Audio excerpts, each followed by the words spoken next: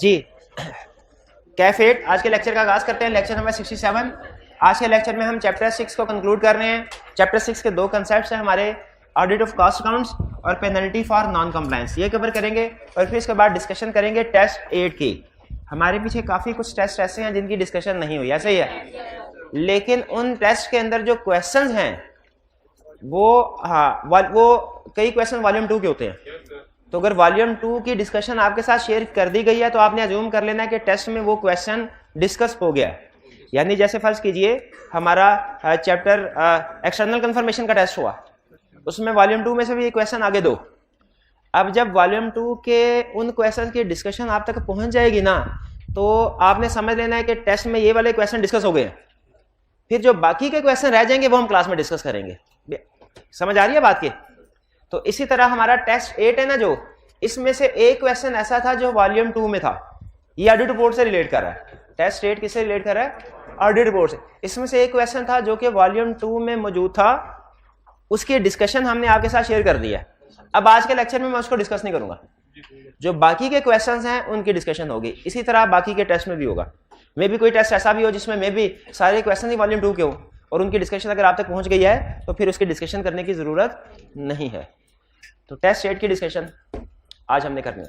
पहले audit of cost accounts. Cost accounts से क्या है? अगर आपने से पहले कैफ 7 का टॉपिक पढ़ा है तो उसमें एक टॉपिक होता था कॉस्ट काउंटिंग रिकॉर्ड्स, जो कि हर कंपनी ने मेंटेन करने हैं। यहाँ पे कॉस्ट काउंटिंग रिकॉर्ड से मुराद वही है कि वो कौन कौन से रिकॉर्ड्स हैं जो हर कंपनी ने मेंटेन करने। अब वो कहता है अगर कोई कंपनी मैन्युफैक्चरिंग, प्रोसेसिंग वगैरह की एक्टिविटीज में इन्वॉल्व है तो उसने अपने कॉस्ट ऑफ सेल्स के लिहाज से जो रिकॉर्ड्स हैं वो भी मेंटेन करने हैं, जिनमें होगा मटेरियल, लेबर और ओवरहेड वगैरह अदर आइटम्स। तो हर वो कॉस्ट काउंटिंग रिकॉर्ड याद रखिएगा हर कंपनी ने मेंटेन नहीं करने हैं। किस कंपनी ने मेंटेन करने हैं? जो कि मैन्युफैक्चरिंग, प्रोसेसिंग तरह की एक्टिविटीज में इन्वॉल्व है। और कौन कौन से रिकॉर्ड मेंटेन करने हैं? यूटिलाइजेशन ऑफ मटेरियल, मटेरियल कितना यूटिलाइज किया, लेबर कितनी यूटिलाइज की और ओवरहेड्स कितने यूटिलाइज किए, ये रिकॉर्ड मेंटेन करना। अच्छा, अब यहाँ पे कॉस्ट काउंटिंग रिकॉर्ड के बारे में गाइड करने के बाद हमें बताया क्या जा रहा है कि इनका भी, कॉस्ट काउंटिंग रिकॉर्ड्स का भी कमीशन ऑडिट करवा सकता है। कमीशन ऑडिट कर। अच्छा, ये जब पहली दफा पढ़े ना तो इससे लगता है बड़ी अजीब सी बात है, इसलिए कि अलहदा से इसका ऑडिट करवाने की कोई जरूरत तो नहीं थी, क्योंकि जब स्टैट्यूटरी ऑडिट हो रहा होता है, खुद सोचिए क्या उसमें सारी की सारी इनकम स्टेटमेंट का ऑडिट नहीं होगा? तो उसमें ये जो कॉस्ट आइटम्स हैं इनका भी ऑडिट नहीं हो रहा होगा, इनका भी ऑडिट हो रहा होगा। तो फिर अलहदा से कॉस्ट अकाउंटिंग रिकॉर्ड्स का ऑडिट से क्या मुराद है? याद रखिए, इससे मुराद इसका फाइनेंशियल ऑडिट नहीं है। कॉस्ट अकाउंटिंग रिकॉर्ड का ऑडिट करवाने से या कॉस्ट ऑडिट करवाने से मुराद फाइनेंशियल ऑडिट नहीं है। कमीशन को हो सकता है कि कोई शिकायत पहुंचे, क्या कि सर जी इस कंपनी में ना चाइल्ड लेबर करवाई जा रही है, बच्चों से जो है वो मुशक्कत करवाई जा रही है और 14 साल से कम उम्र के बच्चे जो है वो भी इस फैक्ट्री में काम करते हैं। या हो सकता है कमीशन से कोई ये शिकायत पहुंचे कि सर ये कंपनी अपने रॉ मटेरियल में कुछ ऐसी चीजें इस्तेमाल कर रही हैं जो एक्सपायर्ड है या जो इंसान की सेहत के लिए नुकसानदेह है। तो इस तरह की कंप्लेंट जब कमीशन के पास पहुंचे तो कमीशन ये कह सकता है कि इनको प्रूव करने के लिए, इन क्लेम्स की इन्वेस्टिगेशन करने के लिए इस कंपनी के कॉस्ट काउंटिंग रिकॉर्ड का ऑडिट करवाया जाए। क्योंकि कॉस्ट काउंटिंग रिकॉर्ड सामने आएंगे तो पता चल जाएगा, लेबर का रिकॉर्ड आएगा तो पता चल जाएगा कि लेबर में कौन कौन से वर्कर से लेबर करवाई जा रही है और उनकी एज क्या है। फिर इसमें कमीशन का फोकस ये नहीं होगा कि वेजेस पे कितनी की गई है, कमीशन का फोकस होता है किसी ना किसी लीगल रिक्वायरमेंट की कंप्लायंस। ये फाइनेंशियल ऑडिट की बजाय कंप्लायंस ऑडिट ज्यादा होते हैं, जिसमें लीगल रिक्वायरमेंट्स की कंप्लायंस को चेक किया जाता है। तो ये एक चीज ध्यान में रखिएगा, ये audit of cost counting record का मतलब ये नहीं है कि वो कॉस्ट के जितनी भी आइटम्स हैं उनका फाइनेंशियल ऑडिट हो रहा है, चेकिंग हो रही है कि कॉस्ट ठीक रिकॉर्ड हुई है कि नहीं, बल्कि इसका मतलब यह है कि चेक करना है रिकॉर्ड मेंटेन हो रहे हैं कि नहीं हो रहे, और अगर कोई कंप्लेन वगैरह आती है तो उसकी वेरिफिकेशन हो सके। और ये याद रखें हर साल नहीं होता, फाइनेंशियल ऑडिट तो हर साल होता है ना, कॉस्ट काउंटिंग रिकॉर्ड उसी वक्त होगा जब कमीशन ऑर्डर इशू करेगा। और कैसे होगा? In the same manner as specified by commission in the order. यानी कमीशन बताएगा कि आपने कॉस्ट काउंटिंग रिकॉर्ड में सबको चेक करना है या सिर्फ मटेरियल को चेक करना है, और मटेरियल में क्या चीज चेक करनी है कि ये हमारे जो रूल्स हैं, प्रोटोकॉल्स हैं, उनसे मैच करता है कि नहीं, उन स्टैंडर्ड्स के मुताबिक मटेरियल यूज किया जा रहा है कि नहीं किया जा रहा। तो इन शॉर्ट ये जो कॉस्ट काउंटिंग रिकॉर्ड है ये हर कंपनी का नहीं होगा, हर साल नहीं होगा, और इसमें फोकस अमाउंट्स के ऊपर नहीं होता। किन कंपनीज का होता है? जो मैन्युफैक्चरिंग प्रोसेसिंग में इन्वॉल्व होगी। कब होगा? जब कमीशन ऑडिट करें। इसमें क्या चीजें, कॉस्ट अकाउंटिंग ऑडिट के ऑडिट में क्या चीजें चेक की जाएगी? जो कमीशन स्पेसिफाई करेगा। In the manner cost audit is conducted in the manner specified by commission. और कमीशन तक जब कोई कंप्लेन पहुंचती है ना, नॉर्मली हर सेक्टर के अंदर कोई ना कोई उनकी अथॉरिटी होती है। जैसे बैंकिंग सेक्टर के अंदर स्टेट बैंक ऑफ पाकिस्तान है फॉर एग्जांपल, ठीक है। इलेक्ट्रॉनिक मीडिया में पैमरा। तो इसी तरह डिफरेंट सेक्टर्स को रेगुलेट करने के लिए अथॉरिटी, तो वो अथॉरिटी की कंप्लेन के ऊपर फिर कमीशन ऑर्डर इशू करता है कि किसी स्पेसिफाइड कंपनी का कॉस्ट ऑडिट करवाया जाए। ये कॉस्ट ऑडिट कौन करेगा? चार्टर्ड अकाउंटेंट भी, कॉस्ट एंड मैनेजमेंट अकाउंटेंट, ठीक है। और इसमें कोई लिमिट नहीं है कि इतनी लिमिट तक का चार्टर्ड अकाउंटेंट करेगा, बाकी कॉस्ट एंड मैनेजमेंट नहीं, बल्कि किसी भी कंपनी का जो कॉस्ट ऑडिट है वो चार्टर्ड अकाउंटेंट भी कर सकता है, कॉस्ट एंड मैनेजमेंट अकाउंटेंट भी कर सकता है। क्लियर होगी ये चीजें? दिखा दे इसमें कोई चीज हो रहा है तो नहीं। हाँ, जो ये ऑडिटर पॉइंट होगा, इसके राइट्स, ड्यूटीज, पावर, लाइबिलिटीज वगैरह वो सेम होंगी जो कि स्टैट्यूटरी ऑडिटर की होती हैं। प्लस चूंकि इसमें इन्वेस्टिगेशन स्टाइल होता है तो कमीशन अगर चाहे तो मजीद पावर्स भी दे सकता है कॉस्ट ऑडिटर को। यानी कॉस्ट ऑडिटर के पास जो पावर्स होंगी, जो ड्यूटीज होंगी, वो वही पावर्स होंगी जो स्टैट्यूटरी ऑडिटर के पास है, प्लस उससे ज्यादा भी हो सकती हैं। कमीशन अगर चाहे तो उससे ज्यादा पावर्स भी दे सकता है। इसका मतलब है कॉस्ट ऑडिटर ज्यादा पावरफुल होगा स्टैट्यूटरी ऑडिटर के निस्बत। क्यों भला? क्योंकि ये इन्वेस्टिगेशन स्टाइल है, इसमें हो सकता है पावर टू सर्च, जो कि नॉर्मली स्टैट्यूटरी ऑडिटर के पास नहीं होती। हो सकता है कमीशन कहे भाई तुम्हारे पास पावर टू सर्च भी है, अगर तुम्हें लगे कहीं पे इल्लीगल एक्टिविटी हो रही है, छापा भी मार सकते हो, तलाशी भी ले सकते हो। तो ये कॉस्ट काउंटिंग रिकॉर्ड और audit of cost counting record का कंसेप्ट था। क्लियर? कोई चीज मुश्किल तो नहीं थी? एक दफा जल्दी से रीड कर ले, फिर नेक्स्ट कंसेप्ट की तरफ चलते हैं। और नेक्स्ट कंसेप्ट हमारा किस पे बेस कर रहा है? पेनल्टीज के ऊपर।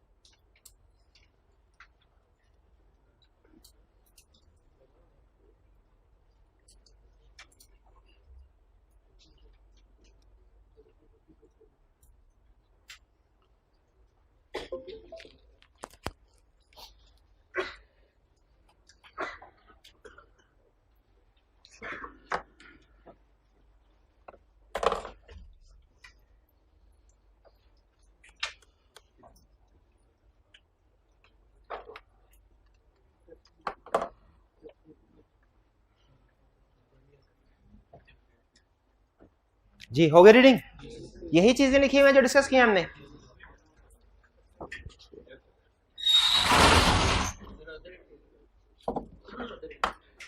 अदर इनपुट से मुराद ओवरहेड्स है। ओवरहेड्स में जितने भी मटेरियल यूज हो रहे हैं, आपने कास्ट अकाउंट में पढ़ा होगा, एक होता है डायरेक्ट मटेरियल, एक होता है इनडायरेक्ट मटेरियल। तो अदर इनपुट से मुराद इनडायरेक्ट मटेरियल। चलिए नेक्स्ट कंसेप्ट है हमारा penalty for non compliance with companies 2017। यानी हमने लीगल रिक्वायरमेंट स्टडी की, क्या ऑडिटर के ऊपर जो स्टैट्यूटरी ऑडिटर हमारे ऊपर, जब हम क्वालिफाई कर जाएंगे, फर्म में जाएंगे, ऑडिट करेंगे कंपनीज का, क्या हमारे ऊपर कुछ लीगल रिक्वायरमेंट्स अप्लाई होती हैं? बिल्कुल होती हैं। हमारे ऑडिट प्रोफेशन के ऊपर लीगल रिक्वायरमेंट्स अप्लाई होती हैं, कंपनीज एक्ट में लिखी हुई हैं। अच्छा, जब तक किसी रिक्वायरमेंट की, लीगल रिक्वायरमेंट्स की पेनल्टी ना बताई जाए तो उसके ऊपर अमल करने का दिल नहीं करता। यहां पे यही बता रहा है कि वो कौन कौन सी पेनल्टीज हैं कि अगर आपने अमल नहीं किया, ऑडिटर ने इन जो लॉ की रिक्वायरमेंट्स हैं इनके ऊपर अमल नहीं किया, तो क्या क्या पेनल्टीज उसके ऊपर इंपोज हो सकती हैं। अब लॉ ने पेनल्टीज को, आपने कंपनी लॉ में पढ़ा होगा, 3 तरह से क्लासिफाई किया हुआ है। एक लेवल 1 स्टैंडर्ड स्केल बना दिया, लेवल 1, लेवल 2, लेवल 3। लेवल 1 की पेनल्टी होती है नॉर्मली छोटे मोटे वायलेशंस के ऊपर, लेवल 2 की पेनल्टी उनसे बड़े वायलेशंस के ऊपर, और लेवल 3 की पेनल्टी बहुत बड़ी वायलेशंस के ऊपर, बहुत बड़ी बात। अच्छा, लेवल 1 जहन में रखिए, लेवल 1 तो हमारे लिए इमटेरियल है, तो जितनी भी पेनल्टीज हम पढ़ेंगे उसमें कहीं पे भी लेवल 1 की पेनल्टी नहीं आएगी। और लेवल 3 की पेनल्टी बहुत हैवी पेनल्टी उसने ऑडिटर के लिए नहीं रखी, मैनेजमेंट के लिए रखी है कि मैनेजमेंट अगर ऑडिटर को कोऑपरेट ना करे, प्रॉब्लम करे, उसे गलत इंफॉर्मेशन दे, टाइम पे इंफॉर्मेशन प्रोवाइड ना करे, उसके ऑडिट में हर्डल्स क्रिएट करे, तो फिर ऐसी मैनेजमेंट के लिए पेनल्टी है लेवल 3 की। ऑडिटर के लिए पेनल्टी दरमियानी है, ना बड़ी ना छोटी, लेवल 2 की पेनल्टी। तो अब हम डिस्कस करते हैं कि कौन कौन सी टाइप ऑफ पेनल्टी इंपोज की जा सकती है ऑडिटर पे या मैनेजमेंट पे। ये सिचुएशन है लेफ्ट साइड पे, राइट साइड पे पेनल्टी। पहली situation, a person who is not qualified और is subsequently disqualified to be an auditor of company acts as an auditor of company. अब देखें हमारे क्वालिफिकेशन क्राइटेरिया है ना, और डिसक्वालिफिकेशन क्राइटेरिया भी है, ठीक है। आप पेपर रिजल्ट आया, सीए फाइनल का रिजल्ट आया, पास नहीं हुए, घर वालों को कह दिया मैं तो चार्टर्ड अकाउंटेंट बन गया हूं, एतबार कर, कोई एविडेंस नहीं ना देखते, एतबार कर लेते हैं ना, इसकी कोई पेनल्टी नहीं है, बेफिक्र होके कहें, कोई पेनल्टी। लेकिन अगर किसी कंपनी में गए उनकी एजीएम में और ये कहा कि मुझे ऑडिटर अपॉइंट कर लो, मैं क्वालिफाइड हूं, तो आपको अपॉइंट कर ले, या अपॉइंटमेंट के बाद आप डिस्क्वालीफाई हो जाए। अपॉइंटमेंट के वक्त ये भाईजान क्वालिफाइड नहीं थे, अपॉइंटमेंट इनकी हो गई। पहले बताइए ये क्यों क्वालिफाइड नहीं थे, इनमें क्या प्रॉब्लम थी? सीए नहीं है, क्योंकि लॉ ये कहता है कि चार्टर्ड अकाउंटेंट को ऑडिट करना चाहिए, पब्लिक कंपनी होगी, और ये चार्टर्ड अकाउंटेंट नहीं थे, तो इन्होंने गलत काम किया, पेनल्टी होनी चाहिए।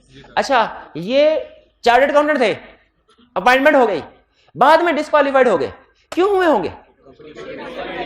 इन्होंने बाद में कंपनी के शेयर्स हासिल कर लिए, लेकिन फिर भी इन्होंने किसी को नहीं बताया और कंटिन्यू किया इन्होंने ऑडिट करना। क्या इनको सजा मिलनी चाहिए? बिल्कुल सजा। क्या सजा मिलेगी? Penalty of level. आगे एक्सप्लेन कर रहा है पेनल्टी ऑफ लेवल 2 का मतलब क्या है। 1000 per day subject to maximum of 5 lakh, यानी इन्हें हर रोज जितने दिन एज ऑडिटर ये काम करते रहेंगे, हर रोज का 1000 अदा करना पड़ेगा, मैक्सिमम 5 लाख तक। हाँ, जो पॉइंट कर रहा है वो भी देखेगा, बिल्कुल बिल्कुल। लेकिन ये बात वो है कि ये इन्होंने झूठ बोल दिया ना। बात का ऐसा होता है कि पॉइंट करने वाला ज्यादा से ज्यादा क्या देख सकता है, आई कैप की लिस्ट में नाम शामिल है कि नहीं। बात का ऐसा होता है कि लिस्ट में उस वक्त नाम शामिल होता है, बाद में नाम हो सकता है लिस्ट से खारिज हो गया। जैसे हम जो चार्टर्ड अकाउंटेंट होते हैं ना, आप समझते हैं कि सिर्फ आप ही एनुअल फीस देते हैं, हम भी एनुअल फीस देते हैं, और अगर एनुअल फीस 2 महीनों में जमा ना करवाएं, हमारा नाम लिस्ट ऑफ मेंबर से खारिज हो जाता है। अब हम चार्टर्ड अकाउंटेंट तो रहते हैं, लेकिन किसी कंपनी का ऑडिट नहीं कर सकते जब तक, क्योंकि वो लिस्ट से ही खारिज हो गए ना। तो हो सकता है कि पहले वाली मैं पुरानी लिस्ट दिखा दूं उनको जाके, सर ये देखें मैं आई कैप की लिस्ट है, तो पेनल्टी इंपोज होनी चाहिए। ये पहला पॉइंट क्लियर आ गया। आगे चलते हैं। अच्छा, ये वैसे नॉर्मली पेनल्टीज आई कैप पूछता नहीं है, लेकिन एक तो चूंकि सिलेबस में है, कुछ पता नहीं है कब बल्टी खा के पूछ ले, और दूसरा हम इसके बहाने से अपने कुछ दूसरे कंसेप्ट भी रिवाइज करते रहेंगे। जैसे अभी हमारा क्वालिफिकेशन और डिसक्वालिफिकेशन का कंसेप्ट रिवाइज हो गया। आगे, इफ ऑडिटर्स रिपोर्ट और review report or any other document is signed or authenticated in contravention of the requirements of the act, अगर ऑडिट रिपोर्ट साइन की जाए लॉ की रिक्वायरमेंट्स के अगेंस्ट। लॉ की रिक्वायरमेंट्स क्या है ऑडिट रिपोर्ट की? साइनिंग के हवाले से कौन करेगा? एक मिनट से पूछो। पार्टनर कौन? एंगेजमेंट पार्टनर करेगा या कोई भी पार्टनर कर? बाय लॉ कोई भी पार्टनर कर सकता है, क्योंकि लीगली अपॉइंटमेंट किसी engagement by name partner name नहीं होती, अपॉइंटमेंट बाय फर्म नेम होती है। अगर आप कभी एंगेजमेंट लेटर पढ़े ना प्रैक्टिस में किसी का, तो उसमें जो नेम ऑफ ऑडिटर होगा ना, वो फर्म का होगा नाम, पार्टनर। हाँ, स्पेसिफाई करने के लिए रिपोर्ट के अंदर ऑडिट किसने किया था, हम नीचे नेम इंक्लूड करते हैं, लेकिन वो नेम होता है, साइन नहीं होते। साइन फर्म के नाम से ही होते हैं, ये पता है ना आपको।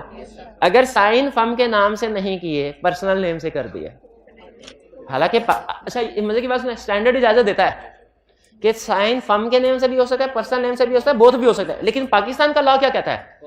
फर्म के नाम से हमको एंगेजमेंट पार्टनर का नाम लिखा जाएगा। फर्ज कीजिए हमने पर्सनल नेम से कर लिए, या फर्ज कीजिए एक केस स्टडी में जैसा था, क्या वो हीरा ने साइन कर दी। हीरा के जोहरा कौन थी? जोहरा थी मेरा ख्याल, हीरा कोई और थी। हीरा वो थी जो ड्यूरिंग ऑडिट जिसके डायरेक्टर से शादी हुई थी, हीरा वो थी। जोहरा वो थी मैनेजर जिसने साइन किए थे, और वो जो जिसने ऑडिटर की सिस्टर ने स्पाउस को शेयर ट्रांसफर किए थे, वो कौन थी? नीलम? रीटा हाँ, रीटा थी, हाँ, इसलिए याद करवा रहा हूं। तो अगर मैनेजर पार्टनर की जगह पे कोई मैनेजर साइन कर ले, रिक्वायरमेंट की वायलेशन होगी कि नहीं हो गई? तो बताइए पेनल्टी पड़नी चाहिए कि नहीं इनको? अच्छा चलिए, कौन सी पेनल्टी? लेवल 2 की पेनल्टी कौन सी होती है? आपको पता है ऑडिटर जितनी भी वायलेशन करता है ना, सब पे लेवल 2 की पेनल्टी जाती है। लेवल 1 है ही इमैटेरियल, और लेवल 3 मैनेजमेंट के लिए रखा हुआ उन्होंने। अच्छा, फिर इसके बाद और वायलेशन क्या? If auditor's report or review report or any other document is untrue or fails to bring out material facts about the fairness of, अगर ऑडिटर गलत रिपोर्ट दे दे, जाली बगैर वेरिफिकेशन के, जैसे बाजुकात घर बैठ के, आपको पता है घर बैठ के भी ऑडिट हो जाता है। कुछ जूनियर ऐसे होते हैं, फर्म उन्हें कहती है जाओ भाई सियालकोट में कंपनी का वेयर हाउस है, उसका स्टॉक काउंट करके आओ। वो कहते हैं अच्छा बजट ले लेते हैं सियालकोट का, उधर 2-3 दिन होटल में स्टे करने का बजट भी ले लेते हैं, इधर मनाली पाकिस्तान घूम के आ जाते हैं और फिर बाकी पे टिक लगा के ना सर ये देखे चेक कर लिया सारा, बाजू का ऐसा। लेकिन वो फिर मैनेजर उनको पकड़ लेते हैं। अच्छा, और मैनेजर पता है क्या करते हैं, कैसे पकड़ते हैं? वो जिस दिन स्टॉक नहीं, एविडेंस नहीं, वो इतने लंबे चौड़े में चक्रों में नहीं पड़ते। जिस दिन स्टॉक काउंट होगा ना उस दिन रात को 12:30 बजे क्लाइंट के ऑफिस में कॉल कर देंगे, जरा उस ऑडिटर से तो बात करवाओ। उधर कौन सा ऑडिटर होना है? और अगर कोई फोन ना भी उठाए ना, इससे भी उनका रिस्क बढ़ जाता है। बाज़ औक़ात एविडेंस ना होना भी, जो एविडेंस एग्जिस्ट होना चाहिए वो नहीं भी है ना, वो भी एविडेंस हो जाता है। ठीक है, हाँ। तो बहरहाल अगर गलत कोई इसी तरह अगर ऑडिट, नॉर्मली ये जूनियर लेवल के लोग इस तरह के काम करते हैं, चार्टर्ड अकाउंटेंट इस तरह के काम। लेकिन फर्ज कीजिए अगर कोई चार्टर्ड अकाउंटेंट भी क्लाइंट से पैसे ले ले और कहें भाई 5,000 रुपया दे दो, रिपोर्ट साइन करके दे देता हूं, 10,000 दे दो, रिपोर्ट साइन करके दे देता हूं, तो ये रिपोर्ट साइन कर, जो कि गलत हो, अनट्रू हो, यानी फाइनेंशियल स्टेटमेंट में मिस स्टेटमेंट है, ऑडिटर ने नेग्लिजेंस का मुजाहरा किया और मिस स्टेटमेंट को आइडेंटिफाई, नेग्लिजेंस का मुजाहरा किया, तो इसका मतलब है ऑडिट रिपोर्ट अनट्रू हो गई, गलत हो गई, पेनल्टी पड़नी चाहिए उसको, बिल्कुल पड़नी चाहिए। लेकिन यहां पे एक चीज में रख लीजिएगा, अगर ऑडिटर की रिपोर्ट गलत हुई या कोई मटेरियल फैक्ट को आइडेंटिफाई नहीं कर सकी, जैसे मटेरियल मिस स्टेटमेंट को, अगर तो ये नेग्लिजेंटली बिहेवियर से आइडेंटिफाई नहीं कर सका ना ऑडिटर, फिर पेनल्टी है। नीचे लिखा हुआ है अगर वो इनहेरेंट लिमिटेशन की वजह से आइडेंटिफाई ना कर सका, फिर पेनल्टी नहीं है। इनहेरेंट लिमिटेशन तो सबको पता है कि एब्सोल्यूट एश्योरेंस थोड़ी होती है। ये बात समझ आ गई आपको? तो दोनों केसेस में अगर साइन कोई और कर दे पार्टनर के अलावा, या रिपोर्ट सही ना बनाई गई हो, तो उसमें मटेरियल फैक्ट्स जो होने चाहिए थे नहीं बताए। अच्छा, आप मुझे बताइए, अगर miss statement, material miss statement थी, ओपिनियन क्वालिफाइड दिया, बेसिस फॉर क्वालिफाइड ओपिनियन में उस मिस स्टेटमेंट को एक्सप्लेन नहीं किया, तो क्या आप समझते हैं कि सारे फैक्ट्स को डिस्क्राइब कर दिया गया रिपोर्ट में? ऐसे ऑडिटर को पेनल्टी पड़नी चाहिए। कौन सी पेनल्टी पड़नी चाहिए? हाँ, क्योंकि हम कहेंगे this audit report fails to bring out material fact about the affairs of the company. बताया नहीं? इसका मतलब यह हुआ आइंदा अगर कभी आपने केस स्टडी में इंपैक्ट ऑन रिपोर्ट बताते हुए क्वालिफाइड ओपिनियन तो बता दिया, बेसिस फॉर क्वालिफाइड ओपिनियन नहीं बताया, तो मैंने आपसे कितने पैसे लेने हैं? 1,000 रुपया फौरी तैयार रखिएगा, फौरी तौर पे। ठीक है। और इसी तरह अगर मैंने आपसे पूछा क्वालिफाइड ओपिनियन और आपने उसकी मुझे बेसिस फॉर क्वालिफाइड ओपिनियन बता तो दिया, अगर मैंने आपसे पूछा उसकी ड्राफ्टिंग भी बताओ और आपने ड्राफ्टिंग नहीं बताई, तो भी 1,000 रुपया। लेकिन अभी नहीं, क्योंकि अभी मैंने ड्राफ्टिंग आपको खुद भी नहीं सिखाई हुई। लेकिन जब ड्राफ्टिंग सिखा दूंगा ना बेसिस फॉर क्वालिफाइड ओपिनियन की, तो उस वक्त आपको ड्राफ्टिंग, क्योंकि अगर आपने क्वालिफाइड ओपिनियन दे दिया रिपोर्ट में, बेसिस फॉर क्वालिफाइड ओपिनियन में मेंशन ही नहीं किया रीजन क्या थी, तो आपकी रिपोर्ट कंप्लीट नहीं है, वो सारे फैक्ट्स को नहीं यूजर को कम्युनिकेट कर रहे। क्लियर हुई? चलिए आगे चलते हैं।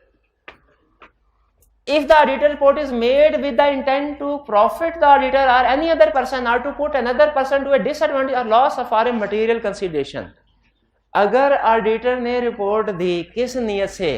पैसा कमाने के लिए, द इंटेंट ऑफ प्रॉफिट, या किसी को नुकसान पहुंचाने के लिए। यहां पे इनडायरेक्टली वो ये बता रहा है अगर ऑडिटर इंडिपेंडेंट ना हो और न्यूट्रल पॉइंट ऑफ व्यू देने की बजाय बायस हो जाए और ज्यादातर क्लाइंट को फेवर दे रहा है, क्लाइंट के अगेंस्ट में, तो उसका फायदा नहीं है। क्लाइंट को नुकसान पहुंचाने में उसका कोई फायदा नहीं है, क्लाइंट को फायदा पहुंचाने में तो नॉर्मली प्रॉफिट के लिए।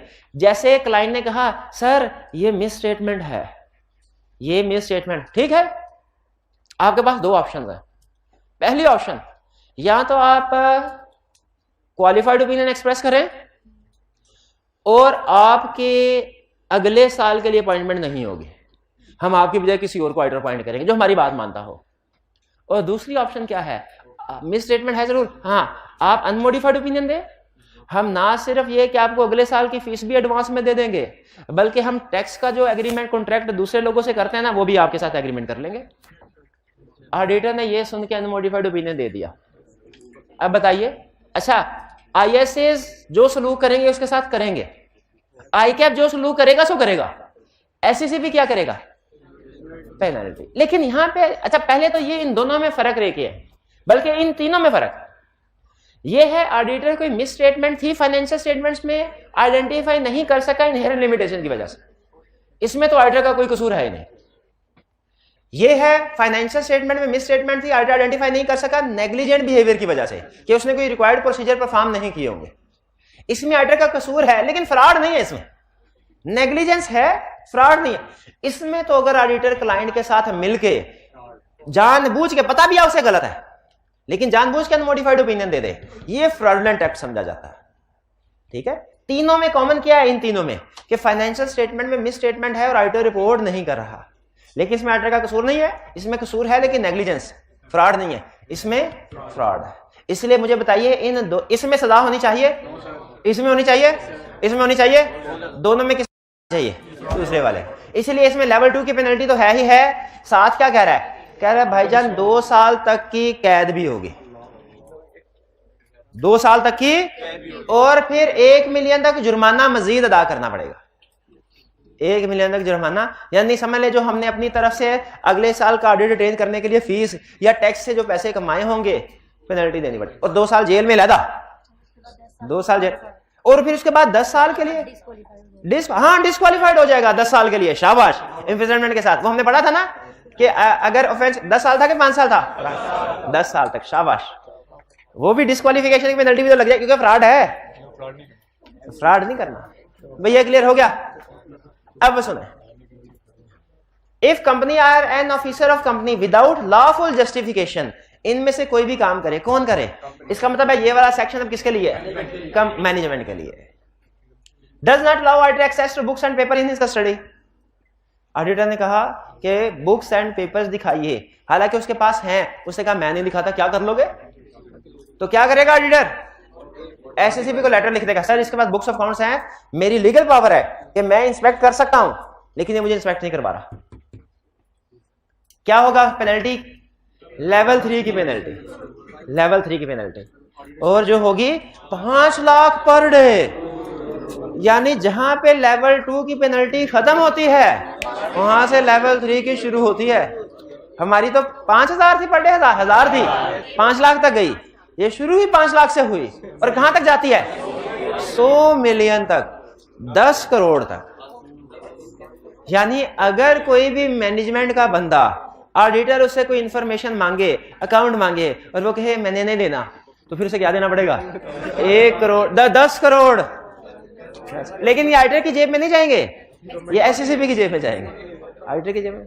और क्या next, does not provide auditor information explanation required by him, यानी बुक्स, अब वो कहता है सर ये ले टी अकाउंट, ये बीआरएस, सारी डॉक्यूमेंट्स ये रही, मेरे से कुछ नहीं पूछना आपने। क्या ऑडिटर सिर्फ बुक्स को इंस्पेक्ट कर सकता है कि इंफॉर्मेशन भी ले सकता है? अगर ऑडिटर शिकायत लगाएगा तो होगा, बिल्कुल, और साबित भी करना पड़ेगा ऑडिटर को। Does not give notice of general meeting to what, हाँ ये पढ़ा था, ऑडिटर के राइट्स में होता है। अच्छा, ऑडिटर के राइट्स 2 तरह के थे, एक रिलेटिंग टू इंफॉर्मेशन था, रिलेटेड टू, ऊपर रिलेटिंग टू इंफॉर्मेशन डिस्कस हो रहा है, इसका मतलब अगर ऑडिटर का हक उसको ना दें तो लॉ बड़े स्वेयर कंसिक्वेंसेस रखे हुए हैं। अगर एजीएम ऑडिटर को नोटिस के बगैर ही करवा ली, नोटिस नहीं भेजा उसको, तो पेनल्टी, कौन सी पेनल्टी, फिर obstructs or delays and auditor in performing of duties, अगर ऑडिटर को अपनी ड्यूटी परफॉर्म करने में उसके हर्डल्स क्रिएट करता है, फैसिलिटेट नहीं करता, provide false and incorrect information, या उसे गलत इंफॉर्मेशन देता है। ऑडिटर कहता है जाके कि सर हमने ऑडिट करना है आपकी प्रेमिसेस में, हमें एक रूम तो अलॉट कर दें, वो कहता है नहीं सही, हमारे सारे एम्प्लॉइज जो हैं वो मौजूद हैं अपनी अपनी जगह पे, कोई एक्स्ट्रा रूम नहीं है, खड़े होकर ऑडिट करें, पेनल्टी, फैसिलिटेट, हर्डल क्रिएट कर रहा है ना, हर्डल क्रिएट कर रहा है। और इसी तरह अगर ऑडिटर ने इंफॉर्मेशन पूछी, इंफॉर्मेशन दी ही नहीं, उसकी भी पेनल्टी है, और इंफॉर्मेशन दी लेकिन गलत, उसकी भी पेनल्टी है। ऑडिटर को खाली पेट काम करवाए, उसकी भी पेनल्टी, चाहे तो देनी चाहिए ना उसको, चाहे तो देनी चाहिए। अच्छा मजे की बात सुने, मजे की, अगर क्लाइंट ऑडिटर को खाना नहीं देता, इसके ये तो मैंने मजाक में कह दिया, चाय के ऊपर कोई प्रॉब्लम नहीं है, वो चाय अगर नहीं ना देता क्लाइंट, तो ऑडिटर के खिलाफ कोई एक्शन नहीं ले सकता, बल्कि सुनिए, कोड ऑफ, अब आप ये ना समझे कि सारा उन्होंने मैनेजमेंट को ही झगड़ा हुआ है। कोड ऑफ एथिक्स ये कहता है अगर क्लाइंट ऑडिटर को दोपहर का खाना या शाम का खाना लेट सीटिंग पे नहीं देता तो अच्छा करता है। कोड ऑफ एथिक्स ने क्या कहा, अगर दोपहर का खाना या शाम का खाना या ऑडिटर को अपने ऑडिटर लाहौर से गया दूर दराज शहर, उसके कसूर, पत्तों की, सियालकोट, फैसलाबाद, मुल्तान, कराची, पेशावर, और वहां का ऑडिटर उसे अपना शहर घुमाने के लिए नहीं लेके जाता, उसे सैर तफरी नहीं करवाता, उसे होटल में खाने नहीं खिलाता, तो अच्छा करता है। इसलिए कि अगर उसने ये काम किए और ऑडिटर ने एक्सेप्ट कर लिए तो ये इंडिपेंडेंस इफेक्ट होगी, और ऐसे ऑडिटर को हम नहीं छोड़ेंगे जो क्लाइंट से खाने खाता हो। इसका इंडिपेंडेंस से क्या लिंक है भैया? इंडिपेंडेंस से लिंक है ना, ये हम कोड ऑफ एथिक्स में स्टडी करेंगे। बहरहाल अभी ये एक समझ आ गया, क्लियर हो गया। चलिए अब लर्निंग ऑब्जेक्टिव, अब आपके पास 1 मिनट का टाइम है, मैं तब तक आपका टेस्ट सेटअप करता हूं। आपने 1 मिनट में इसकी रीडिंग कर लें और देख लें क्या ये वही चीजें हैं जो हमने डिस्कस की हैं बुक में। वैसे आपकी बुक का इमेज था।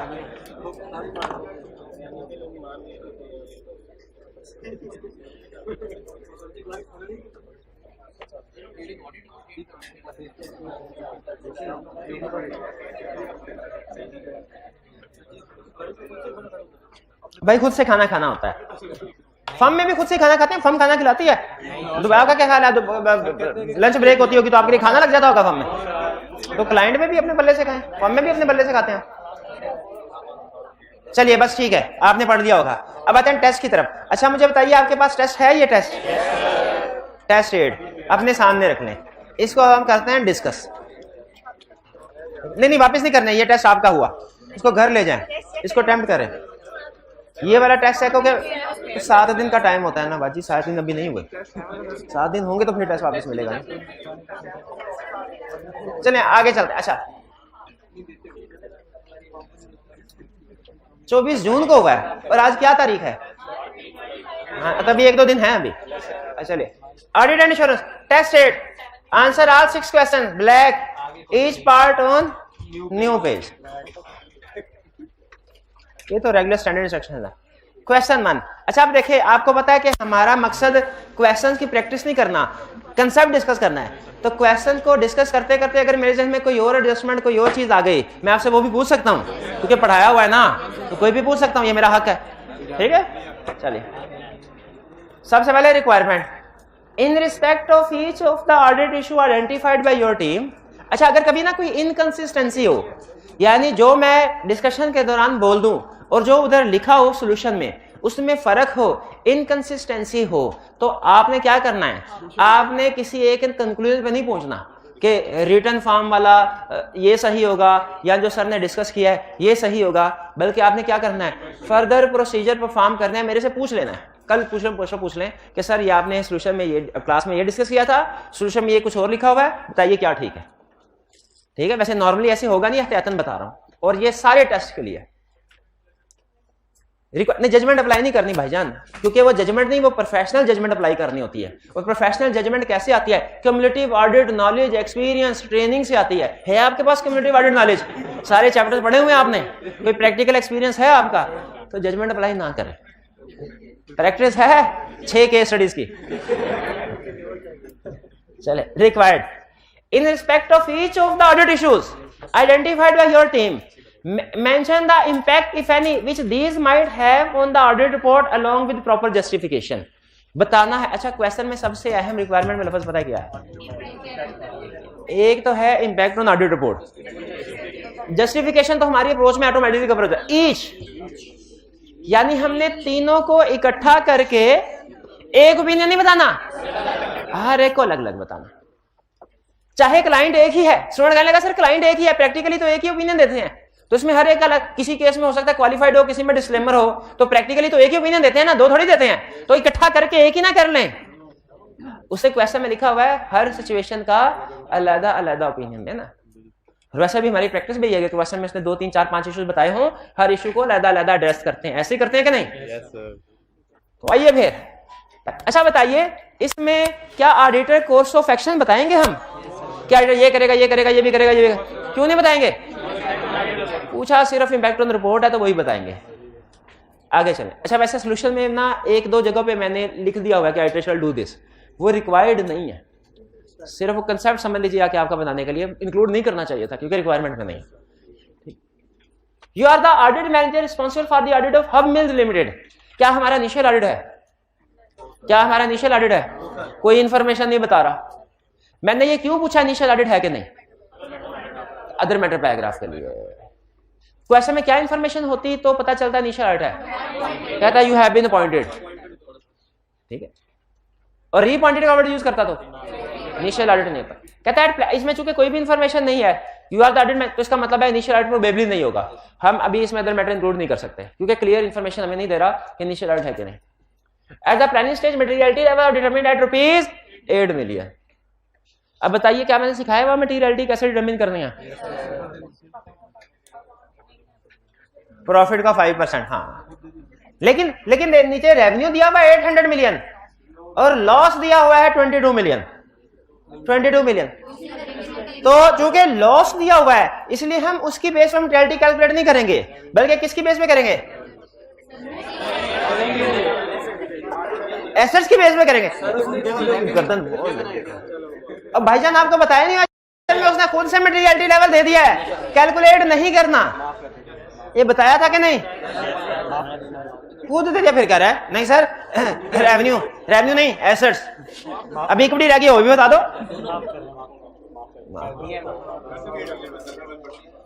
अच्छा चलें।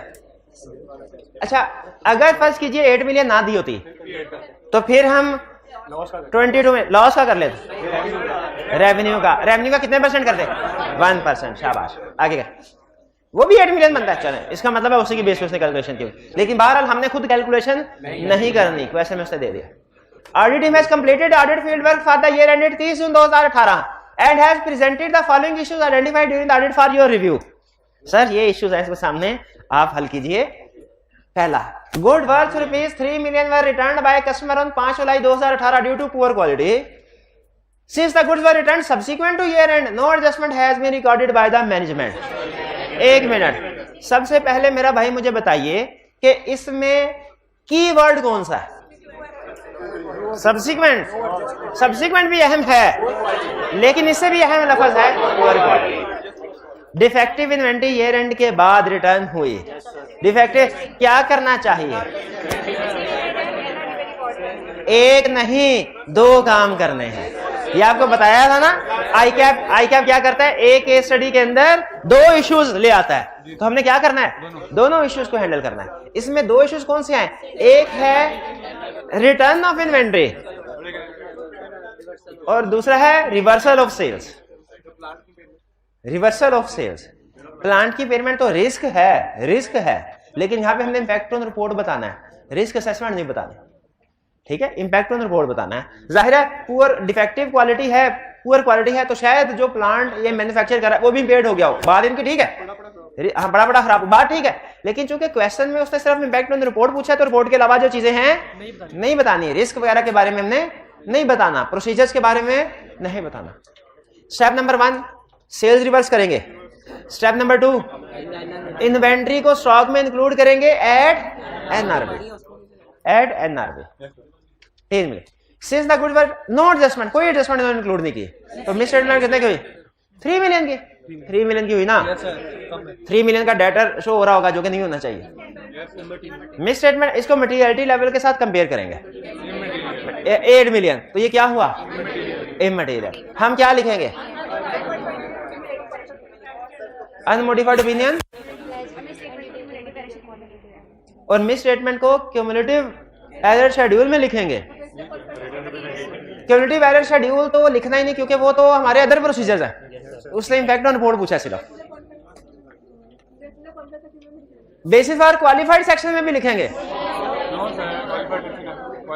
Basis for qualified opinion section तब आएगा जब क्वालिफाइड ओपिनियन आएगा, जब ओपिनियन करते हैं मेरे साथ ऐसे ही है, वैसे रोने वाली करते हैं मेरे साथ। ओपिनियन अनमोडिफाइड है तो बेसिस और क्वालिफाइड ओपिनियन कैसे आएगा?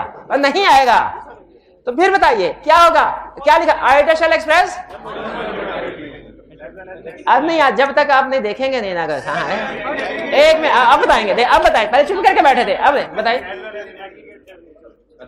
Auditor shall express unmodified opinion if misstatement is immaterial on aggregate basis as well. ना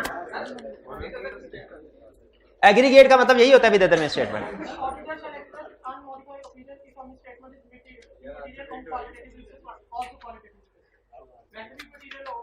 हाँ शाबाश, ये बात कंप्लीट की ना कि जब कभी मैंने बताया था, जब कभी इमटेरियल मिसस्टेटमेंट हो ना, आपने सिर्फ ये नहीं लिखना कि अनमोडिफाइड ओपिनियन, उसके साथ लिखना है if misstatement is also immaterial on aggregate and qualitative basis, on aggregate and qualitative, क्योंकि कुछ मिसस्टेटमेंट ऐसी हैं इंडिविजुअली इमटेरियल, एग्रीगेट होकर मटेरियल हो सकती है कि नहीं, कुछ मिसस्टेटमेंट ऐसे भी है अमाउंट वाइज इमटेरियल लेकिन क्वालिटेटिवली मटेरियल हो सकते हैं, जैसे रिलेटेड पार्टी की एग्जांपल, रिलेटेड पार्टी की एग्जांपल याद है कि नहीं, शाबाश, स्किप कर दिया, आधा कितना बताया था, शाबाश। तो ये आपने लाइन हमेशा लिखनी है, if misstatement is material on aggregate as well as qualitative basis. ये क्लियर हो गया, आगे चलते हैं। HML is facing liquidity issues which has resulted in adverse key financial ratios.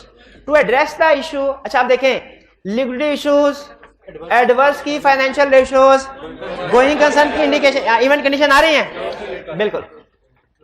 कह रहा है to address the issue, HML has sold one of its offices to a company managed by a director of HML. Company managed by director of HML, इसको underline करने की जरूरत है। Adverse की financial ratios, इसको अंडरलाइन करने की जरूरत, क्वेश्चन के अंदर सबसे अहम इंफॉर्मेशन यही है। एडवर्स की फाइनेंशियल रेशियो से क्या पता चल रहा है, गोइंग कंसर्न इशू, और company manage by director of HML से क्या पता, रिलेटेड पार्टी ट्रांजैक्शन, ठीक है। The office was sold for ₹40 million. Since the management had correctly recorded the disposal, no specific disclosure related to this sale have been made in financial statement. Director confident that these sales proceeds would solve the cash flow problem of HM. अच्छा मुझे बताइए, director confident है कि solve हो जाएगी problem, तो हमें कोई प्रोसीजर परफॉर्म करने की जरूरत नहीं है सब। अच्छा इसमें दो इश्यूज हैं, हमने दोनों को अलग एड्रेस करना है। एक है इवर्स या कंडीशन कास्टिंग डाउट वाला, एक है रिलेटेड पार्टी ट्रांजैक्शन।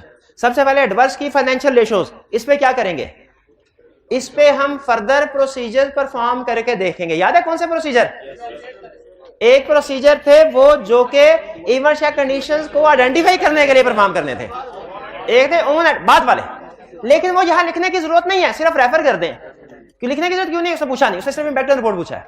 हम के after performing procedures relating to going concern, auditor shall determine whether going concern assumption is appropriate, not appropriate, या appropriate but material uncertainty exist, यही होगा ना। और फिर इन तीनों का इंपैक्ट ऑन रिपोर्ट बता देना, क्योंकि क्वेश्चन हमें कंफर्म नहीं कर रहा कि तीनों में से कौन सी सिचुएशन है। अगर क्वेश्चन हमें कंफर्म कर रहा होता ना कि गोइंग कंसर्न नॉट एप्रोप्रिएट है या मटेरियल अनसर्टेनिटी है, कुछ क्वेश्चन में ये कंफर्म करता है, वो इसमें नहीं कर रहा, तो इसलिए इसमें हमने तीनों सिचुएशन डिस्कस करनी है। कौन कौन सी, सबसे पहले अगर गोइंग कंसर्न अजम्पशन एप्रोप्रिएट है और कोई मटेरियल अनसर्टेनिटी नहीं है तो अनमोडिफाइड ओपिनियन प्लस की ऑर्डर्ड मैटर। इवेंट्स या कंडीशन आ जाए तो की ऑर्डर्ड मैटर तो आता है ना उसके ऊपर, और पढ़ा है कि नहीं पढ़ा। अगर दूसरी ऑप्शन, अगर गोइंग कंसर्न नॉट एप्रोप्रिएट है, तो अगर फाइनेंशियल स्टेटमेंट्स अल्टरनेट बेसिस पे बनी है तो unmodified opinion with emphasis on matter. अगर फाइनेंशियल स्टेटमेंट गोइंग कंसर्न पे ही बनी है तो एडवर्स ओपिनियन, क्योंकि pervasive miss statement.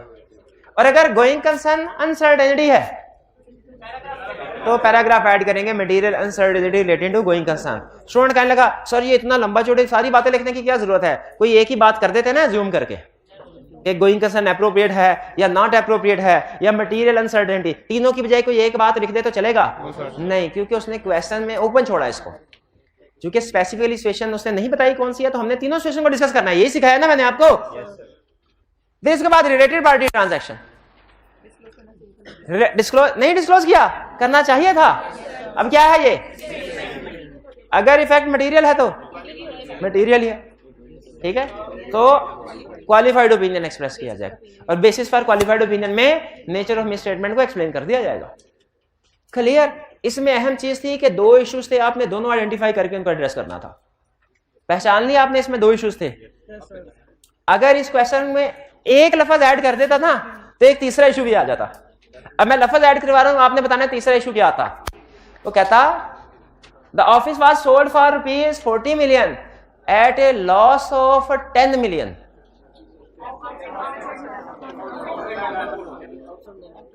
Outside the normal course of business भी आ जाता, वो तो रिलेटेड पार्टी के साथ ही कवर हो जाता है। डेप्रिसिएशन की कैलकुलेशन कि डेप्रिसिएशन जब सिग्निफिकेंट डिस्पोजल पे सिग्निफिकेंट प्रॉफिट या लॉस हो, इसका मतलब है डेप्रिसिएशन आपकी सही रिकॉर्ड नहीं होती रही। ठीक है, transaction outside the normal course of business भी ठीक है वो भी, लेकिन वो रिलेटेड पार्टी के साथ ही हम एक्सप्लेन कर देते। चलिए थर्ड, यहां पे डिस्पोजल ऑफ नहीं, यहां पे डिस्पोजल ऑफ बिजनेस यूनिट नहीं, उनका ख्याल है कि डिस्पोजल ऑफ बिजनेस यूनिट है कि एडेड मैटर भी आना चाहिए। डिस्पोजल ऑफ बिजनेस सिर्फ एक एसेट बेचा है, अपना जो ऑफिस प्लेस है ऑफिस वो बेचा है, सिर्फ एक ऑफिस प्रॉपर्टी बेची है। Third, a customer who owed ₹11 million at year end was declared bankrupt on 15 August 2018। The amendment had already provided 50% of balance in the financial statements. मेरा पहला क्वेश्चन चूंकि ईयर एंड के बाद डेटर बैंकरप्ट हुआ है, कुछ भी नहीं करना, एडजस्टिंग। चले, मेरा दूसरा ओपिनियन, चूंकि एडजस्टिंग इवेंट है इसीलिए 11 मिलियन की प्रोविजन अब रिकॉर्ड करनी चाहिए। अब 11 मिलियन की नहीं, 5 मिलियन की प्रोविजन रिकॉर्ड, 5.5, क्योंकि वैसे डेटर पूरा बैड डेट हो गया है, 11 मिलियन ही की अमाउंट आनी चाहिए, लेकिन 5.5 चूंकि पहले 50% रिकॉर्ड कर चुके हैं, अब बाकी की 50% कर रहे हैं। तो मिस स्टेटमेंट कितने की है? 5.5। इमटेरियल है, शाबाश। तो बताइए क्या लाइन आएगी, इनसे पूछे लागिन से क्या लाइन आएगी इधर? Material miss statement, immaterial miss statement है, अनमोडिफाइड ओपिनियन है। ये हाल है जी भाई। क्या लिखेंगे? अगर मैटर मटेरियल है तो, अगर मैटर मटेरियल है तो ये है, ये अंधों को, गूंगे बहरे लोगों को पढ़ा रहा हूं मैं। फिर कहते हैं सर ये आप ऐसे ना, खुद बताएं ऐसा आप है कि नहीं होने वाला। भाई बता दिया, तेरी मेहरबानी से। यहां पे क्या लाइन आएगी? आइटरेशन इमटेरियल मिस स्टेटमेंट है, साबित हो गया। लाइन क्या आएगी? हाँ? तो अनमोडिफाइड ओपिनियन देंगे।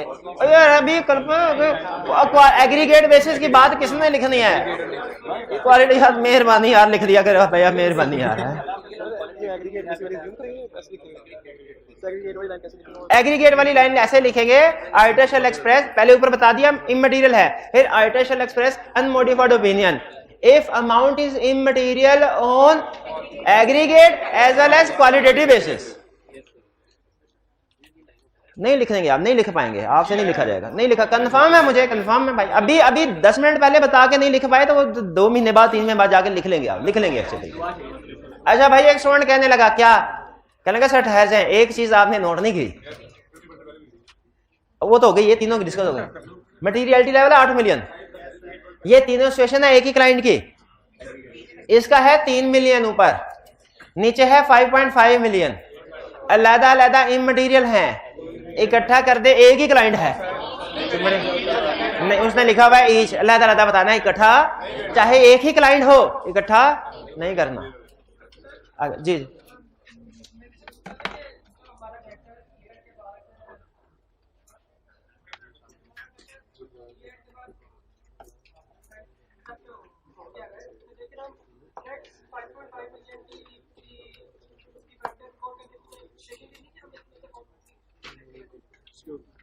क्वेश्चन उनका ये है कि सर इसमें मिस्टेड डेटर बैंकरप्ट हो गया है, इसमें 50% ऑलरेडी काउंट फॉर कर दिया हुआ है, तो इसमें हो सकता है उसमें कुछ ना कुछ पैसे मिल जाए।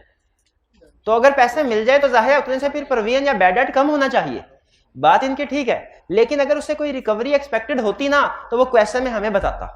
जब क्वेश्चन में उसने कोई इंफॉर्मेशन नहीं बताई, इसका मतलब क्या है? कोई रिकवरी एक्सपेक्टेड नहीं है, जीरो रिकवरी एक्सपेक्टेड है, सारी की सारी अमाउंट रिकॉर्ड करनी पड़ेगी। इसी तरह अगर कभी डिफेक्टिव इन्वेंटरी रिटर्न हो, डिफेक्टिव में, और ये ना बताए कि इसकी रीसेल वैल्यू क्या है, इसकी एनआरवी क्या है, ना बताए, तो हम एनआरवी क्या अज्यूम करेंगे? जीरो। ठीक है, डिफेक्टिव इन्वेंट्री रिटर्न हो जाए, समटाइम साथ बता देता इसके अंदर भी इतनी होगी, समटाइम नहीं बताता। अगर ये कह दिया डिफेक्टिव इन्वेंट्री रिटर्न हुई है लेकिन एनआरवी नहीं बताई तो हम क्या करते हैं, उसको क्या करेंगे फिर? जैसे ये ऊपर वाला क्वेश्चन है, इसमें सारी की सारी जो प्रोडक्ट, इसके एनआरवी 0 है, जितनी भी अमाउंट है सारी प्रोवाइड फॉर होनी चाहिए। नेक्स्ट क्वेश्चन 2, इसके 6 हिस्से हैं छोटे छोटे, तो जल्दी से करते जाना हमने। रिक्वायर्ड में कह रहा है for each of the above situation state what type of audit report should be issued. What type of audit report का मतलब ऑडिट रिपोर्ट में जो भी इफेक्ट आएगा, जहां कहीं आएगा बता दो। इफेक्ट रिपोर्ट पूछ रहा है। Aragon company made a very poor attempt to conduct the inventory count. You attended, however, there was insufficient evidence that the inventory valuation at ₹5 million is accurate. यानी एविडेंस नहीं था कि 4 मिलियन की inventory ठीक है कि नहीं। सेल 50 मिलियन है, प्रॉफिट 15। पहले बताया miss statement, solve limitation. Accurate के लफ्ज से आपने इस गलती पे नहीं जाना कि मिस स्टेटमेंट है, उसने कह दिया एविडेंस ही नहीं है। Scope limitation. मटेरियलिटी लेवल क्या है, सेल्स रेवेन्यू पे बेस करेंगे या प्रॉफिट पे? प्रॉफिट पे। कैलकुलेट कीजिए, मटेरियल है तो इफेक्ट क्या होगा, क्वालिफाइड ओपिनियन। मटेरियलिटी लेवल कितना है, 0.7। अच्छा, क्या ये परवेसिव नहीं हो सकता? परवेसिव होने के लिए अगर अमाउंट्स दी हो ना, कितनी दफा कल चुका हूं, अमाउंट्स दी हो तो एक एरिया के 10 एरिया ये नहीं देखना, अमाउंट्स की बेस पर डिसीजन करना है। अमाउंट दी, वरना तो 1 लाख मटेरियलिटी लेवल है, एक में स्टेटमेंट 2000 की है, एक 10,000 की है, एक 15,000 की है, परवेसिव हो गए? क्यों? ये तो मल्टीपल एरियाज है। जब अमाउंट्स दी, एग्रीगेट भी नहीं हो रहा मटेरियल, 100 मिलियन 100 बताया और 2, तो अगर अमाउंट्स दी हो तो इमटेरियल है कि मटेरियल है कि परवेसिव, ये डिसीजन अमाउंट की बेस पे करना है, एक एरिया के 2 एरिया इस बेस पे नहीं करना। अगर अमाउंट्स ना हो, ये देखें यहाँ पे अमाउंट्स है, अमाउंट्स की बेस पे, और मटेरियल अमाउंट्स की बेस पे परवेसिव होने के लिए जरूरी है कि मटेरियलिटी के 5% से भी ज्यादा हो और बाकी की फाइनेंशियल स्टेटमेंट्स बाकी की 50% से भी ज्यादा हो। ये बात मैंने बताई थी पहले, बताई थी, चलो अभी बता दी है ना, अभी भी याद कर लें तो बहुत है, मेरी तपस्या सफल हो जाएगी अभी भी, अगर अभी भी याद कर लेंगे इसको कि परवेसिव होने के लिए मटेरियलिटी के 5% से ऊपर, वो उसको प्रॉफिट के 50% से तो एक्सीड होना जरूरी है, बाकी की फाइनेंशियल स्टेटमेंट के भी 50% से एक्सीड होना जरूरी है, तभी तो सब्सटेंशियल बनेगा फाइनेंशियल स्टेटमेंट्स का। आगे चलते हैं। B company did not provide for a bad debt of 50,000 despite the fact that customer went bankrupt just after the year end.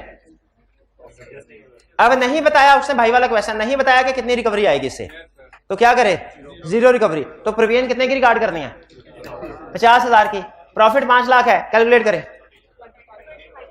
तो मटेरियल बन गई, परवेसिव तो नहीं है, 50% से तो कम है। क्वालिफाइड ओपिनियन, शुगर है, बेसिस फॉर क्वालिफाइड ओपिनियन भी ऐड करें। सी, S company is being sued by a competitor company for the theft of intellectual property. Amount that S is being sued for is material but not substantial. Material है लेकिन pervasive नहीं है। And the case could go either way. Case could go either way का मतलब क्या है कि जीत भी सकते हैं, हार भी सकते हैं। Uncertainty है, आउटलो प्रोबेबल नहीं है, बल्कि क्या है, अनसर्टेनिटी है। However, this is not mentioned anywhere in the financial statement. होना क्या चाहिए था, डिस्क्लोज, नहीं किया तो मिस स्टेटमेंट है। अगर और कोई नहीं बोलेगा, अगर इफेक्ट मटेरियल है तो क्वालिफाइड ओपिनियन, और परवेसिव है तो एडवर्स ईयर में। ये हाल है। क्वेश्चन में उसने कह नहीं दिया कि मटेरियल है परवेसिव नहीं है, तो फिर हमें दोनों डिस्कस करने चाहिए कि एक। अब क्या था, ये भी मैंने नहीं बताया हुआ, मेहरबानी, इतना तो मैं बताया नहीं, यानी बाकी नहीं बताता है, इतना बता देता हूं बस। आगे चलें, देख लेते हैं आगे ये बताया हुआ कि नहीं। Harvard companies cash retailer, there is no system to confirm accuracy of cash share. अच्छा, एक स्टूडेंट कहेगा सर ये इंटरनल कंट्रोल वीकनेस भी तो है, सिस्टम नहीं है, बिल्कुल है, लेकिन नहीं लिखेंगे क्योंकि रिपोर्ट में इम्पैक्ट पूछा, जब रिपोर्ट में इम्पैक्ट पूछे रिपोर्ट के अंदर ही रहना है, बताया हुआ ना। No system to confirm accuracy of cash share, scope limitation है। इफ इफेक्ट इज मटेरियल और परवेसिव, क्लियर क्लियर भाई प्रॉपर बुक्स ऑफ उसने कैश सेल्स का रिकॉर्ड मेंटेन ही नहीं किया, प्रॉपर बुक्स ऑफ अकाउंट्स वाला रिक्वायरमेंट नहीं लिखनी। क्या it shall also state in report in other regulatory requirements that proper books of accounts have not been kept in this matter. बताया कि नहीं? नहीं मैंने ये बताया हुआ है कि नहीं कि जब कभी बुक्स ऑफ अकाउंट्स मेंटेन ना हो प्रॉपर बुक्स ऑफ अकाउंट्स वाला ओपिनियन मॉडिफाई होगा। अच्छा बताइए जब बुक्स डिस्ट्रॉय हो जाए स्कोप लिमिटेशन तो डिस्कस करेंगे करेंगे, प्रॉपर बुक्स डिस्कस करेंगे, बताया हुआ ये। E. Claims company has neglected to include a statement of profit and loss in financial। अगर लीगल केस इंक्लूड ना करें हम उस पे नहीं माफी देते हैं, उस पे क्वालिफाइड या एडवर्स पे, और ये तो कह रहा है कि पूरी के पूरे प्रॉफिट एंड लॉस इन्हें इंक्लूड किया, तो मिस स्टेटमेंट इफेक्ट क्या है? क्योंकि वो सारी आइटम भी गायब है। एडवर्स एडवर्स ओपिनियन आगे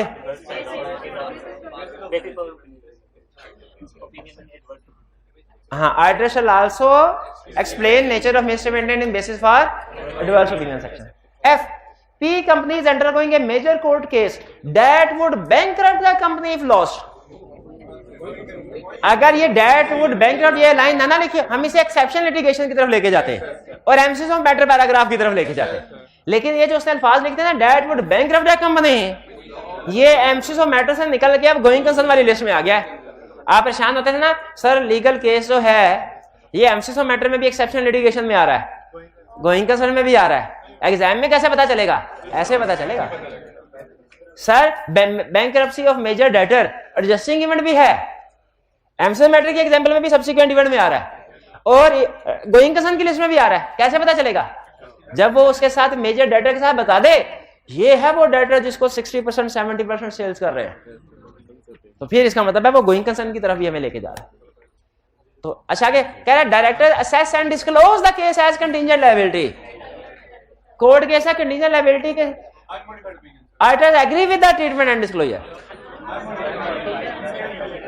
plus material uncertainty related to going concern का पैराग्राफ। ये हाल है, आप गलत बता रहे हैं, अब सही बताएंगे। फिर बताइए इम्पैक्ट ऑन रिपोर्ट बताएं इसका। बस अब जब मैं कहूँ ना इम्पैक्ट ऑन रिपोर्ट बताना है तो पूरा इम्पैक्ट बताना है, एक एक करके नहीं बताना। जब मैं पूछता मजीद तो आपको पता चलता है कुछ और भी है।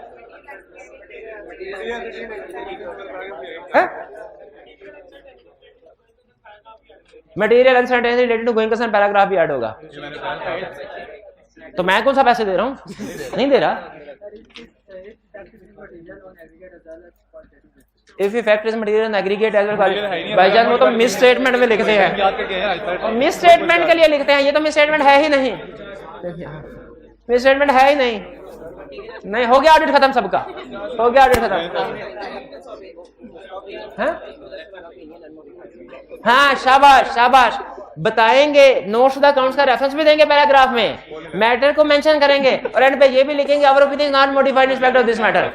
बताया था कि नहीं मैंने? ये बताया हुआ है कि नहीं? तो किन को बता गया हूं मैं? वो कौन लोग थे जो उस वक्त बैठे हुए थे? जी तो ये बताया हुआ था कि नहीं? क्या फायदा हुआ बताने का? खुद बताएं। अच्छा आप नंबरों पे भाई हमने कंसेप्ट डिस्कस करना है कि क्वेश्चन सॉल्व करना है? कहने सर 6 नंबर है, 1 नंबर में तो यही कुछ होता है। एक नंबर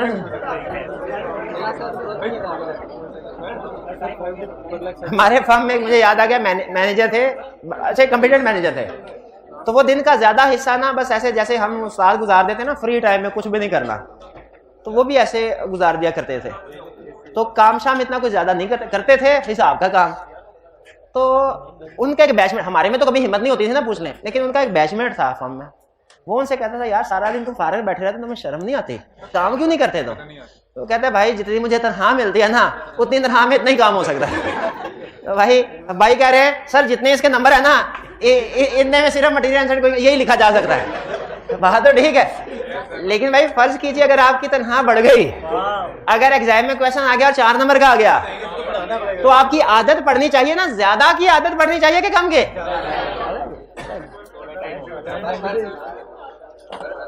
नहीं भाई, टेस्ट दरमियान में टेस्ट माइंड कर जाएगा, टेस्ट सारा दिन उदास फिरेगा, वो कहेगा आपने उसकी तरफ तवज्जो ही नहीं दी। ये ना हो आज शाम को खुदकुशी कर ले वो, इसको इग्नोर ना करें।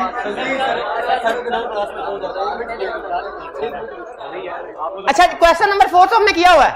क्वेश्चन नंबर 3 छोटा सा, अच्छा 5 भी है और 6 कौन सा है? ऐसे बना के give 2 example of situation when an MCA matter is included and 2 example when other matter included. ये तो पता हुआ है, याद किया हुआ है आपने। 2 क्या 4 भी एग्जांपल्स पूछता तो हम 4 भी बता देते हैं। अच्छा, जिसने जाना है जाए, जिसने एग्जांपल्स बतानी है पूरे क्वेश्चन की वो बताए। देखा पैसे में कितनी ताकत। ये शाबाश शाबाश। पहले हेडिंग देके बताएं MCs of matter, MCs of matter. अच्छा, एक भी एग्जांपल गलत हुई ना, नाम नहीं मिला, आपने नोट करना है एग्जांपल ठीक है कर। Subsequent event occurring after the year and, exceptional litigation 2 हो गई हैं। अच्छा ठीक, एक एग्जांपल। अच्छा ठीक, और ये अदर मैटर की है, इनिशियल ऑडिट और when auditor audits more than one set of financial में। शाबाश शाबाश शाबाश, ये नाम।